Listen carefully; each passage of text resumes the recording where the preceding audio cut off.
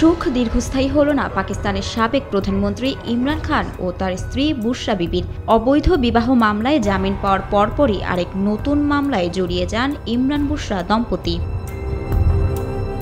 গত বছর বুশরা বিবির সাবেক স্বামী খাওয়ার মানেকা মামলা করেছিলেন। তার অভিযোগ ছিল ইমরান খানকে বিয়ে করার আগে ইসলামিক আইন অনুসারে তালাকের পরে প্রয়োজনীয় ৩ মাসের ইদ্দাত পালন করেননি বুশরা। এবছর ফেব্রুয়ারিতে এই দম্পতিকে দোষী সাব্যস্ত করে ৭ বছরের কারাদণ্ড দিয়েছিল নিম্ন আদালত।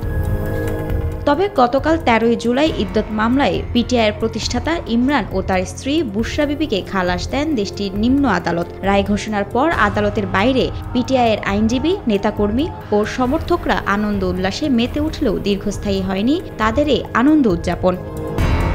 আদালত রায় দেওয়ার কয়েক ঘন্টার মধ্যেই তোষাখানা উপহার সংক্রান্ত নতুন একটি মামলায় জাতীয় অ্যাকাউন্টেবিলিটি ব্যুরোর নির্দেশে এই দম্পতিকে গ্রেপ্তার দেখানো হয়। এর ভিত্তিতে আদিয়ালা কারাগারে উপপরিচালক মহসিন হারুনের নেতৃত্বে দুর্নীতিবিরোধী নজরদারির একটি দল তাদের গ্রেপ্তার করে। প্রায় ২ দশক আগে ১৯৯৫ সালে ব্রিটিশ নাগরিক জেমিমা গোল্ডস্মিথকে বিয়ে করেন ইমরান। ৯ বছর স্থায়ী সে সংসারে রয়েছে ২ পুত্র সন্তান। এরপর ২০১৫ সালে সাংবাদিক ও বিবিসির সাবেক আবহাওয়া উপস্থাপক রেহাম খানের সঙ্গে ঘর বাঁধেন ইমরান খান, যা টিকে ছিল ১ বছরেরও কম সময়। ২০১৮ সালে ফেব্রুয়ারিতে লাহোরে বুশরা বিবিকে বিয়ে করেছিলেন ইমরান খান।